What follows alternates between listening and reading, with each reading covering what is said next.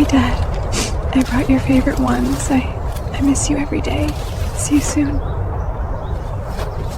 After losing their teenage son in a car accident, Michael and Sarah Collins visited his grave every Sunday. For 3 weeks straight, they discovered their flowers replaced with blue forget-me-nots and small, meaningful items that connected to their son's life. Determined to solve this mystery, they concealed a camera among the flowers. When they played back the footage, they both froze in absolute disbelief. The cold morning air wrapped around Michael and Sarah Collins as they walked through Oak Ridge Cemetery. 6 months had passed since losing their son Ethan, but the pain remained as fresh as the day they received the devastating call about the car accident. Their Sunday visits had become a ritual to maintain the connection with their 17-year-old boy. When they reached Ethan's grave, they stopped abruptly. The flowers they had left the previous week were gone, replaced with blue forget-me-nots. A small, polished river stone sat at the base of the headstone. Sarah knelt down, touching the stone with trembling fingers. This was the 3rd week something like this had happened. First, just the flowers. Then a blue scarf appeared, folded neatly beside the headstone. Now this stone. Michael examined the arrangement. The forget-me-nots formed a pattern that seemed intentional. Blue had been Ethan's favorite color. The teenager had developed a passion for birds, spending countless hours with his binoculars pointed toward the trees. After placing their own flowers, they spent time in contemplative silence. The question of who might be visiting their son's grave hung between them, unspoken but persistent. Michael called the cemetery office, but he maintained that the cemetery was too large to monitor every grave at all times.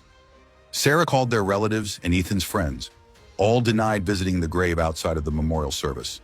Sarah's sister suggested it might be one of Ethan's classmates, perhaps someone with a secret crush or a friend who hadn't felt comfortable approaching them. The next Sunday, they found a beautifully carved wooden bird against the headstone, a blue jay, Ethan's favorite. Sarah picked it up, running her fingers over the surface. Whoever left it knew Ethan well enough to understand his passion for birds. Michael watched his wife's expression shift from wonder to unease. This mystery visitor was bringing them both comfort and distress in equal measure. That night, Michael suggested setting up a small camera near the grave to catch whoever was leaving these tributes. Sarah's reaction was immediate and fierce. She argued that a cemetery was a sacred place, not somewhere to spy on people. After a long conversation, she reluctantly agreed to the camera, not because she approved, but because she couldn't bear the distance between them.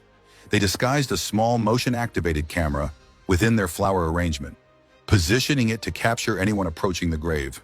When Sunday arrived, they hurried to the cemetery earlier than usual. The blue forget-me-nots were there again, along with a small handmade bookmark. They collected the camera and rushed home to view the footage. They sat side by side, tension evident in their rigid postures. Michael fast-forwarded through hours of stillness until Wednesday afternoon appeared. A woman walked into frame, approaching Ethan's grave with measured steps. She appeared to be in her early 50s, her brown hair streaked with gray and pulled back in a ponytail.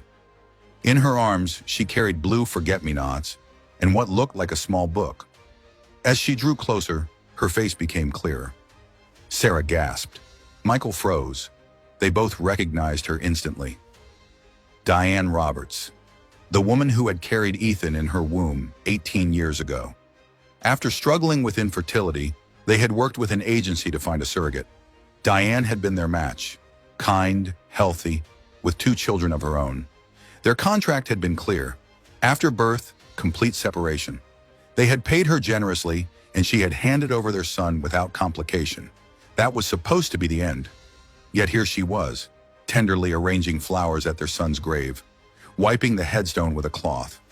The footage showed her placing a book at the base of the stone before sitting cross-legged on the ground. They could see her lips moving as if speaking to Ethan. After about 20 minutes, she stood, touched the headstone gently, and walked away, wiping tears from her eyes. Sarah hit pause, her hands shaking, her face contorted with shock, confusion, and mounting anger. How had Diane known about Ethan's death? Michael sat in stunned silence. Unlike Sarah, whose anger was building visibly, his reaction was more complex.